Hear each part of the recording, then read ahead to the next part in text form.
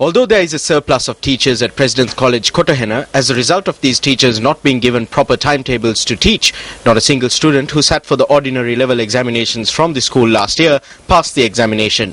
On Thursday, Action TV exposed the steps that were taken by provincial authorities with regard to the ad hoc actions of the monk, who is the acting principal of this school and thereby responsible for failing to provide the teachers with timetables.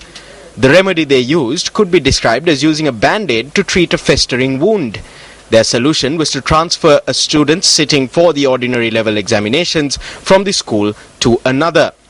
A similar decision that was taken by the Provincial Education Secretary was rejected today by the principal of St. John's College, Nugegoda. Although this rejection did not bring forth a positive result for this student, it could be considered that he escaped a fate that would have been akin to being thrown from the frying pan into the fire.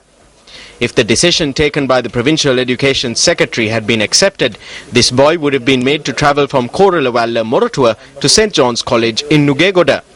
A psychological evaluation had affirmed that this student, who had been educated at the Moratuwa Mahavidyalaya from grade 1 to 4, was far advanced to his peers in terms of academics and other skills. The child underwent this psychological examination in April last year at the Lady Ridgeway Hospital. This could be used as evidence to show the consideration that was shown by the grade 4 teacher at the Moratuwa Mahavidyalaya at the time to her students. The teacher had advised this boy's parents to take him to a psychologist after he showed a slight decline in performance at the first term examination. The student later passed and was enrolled to grade 5 this year. However, a professor of child psychology at the Lady Ridgeway Hospital has informed not only the class teacher but also the principal of Moratuwa Mahavidyalaya that the treatment that this boy was being made to face in the classroom was akin to harassment.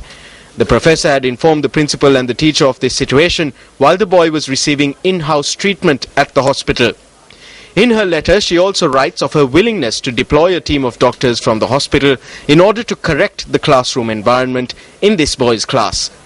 However, as a result of the failure of the administration of the Moratuwa Mahavidyalaya and the Piliandala Zonal Education Office to recognize the importance of the observations, conclusions and recommendations of this specialist doctor and reject providing assistance to implement these recommendations for over 3 months, the school journey of this boy, who was to sit for the grade 5 scholarship examination this year, has been stalled. On one hand, this rejection could be viewed as a challenge extended to a specialist professor who has a sound knowledge of child psychology. By deciding to give the boy a transfer to St. John's College, Nugegoda, it is possible that the Provincial Education Secretary has emboldened the challengers. The principal of St. John's College, Nugegoda, no doubt having identified the true duties of a principal, refused to be a stakeholder in this matter.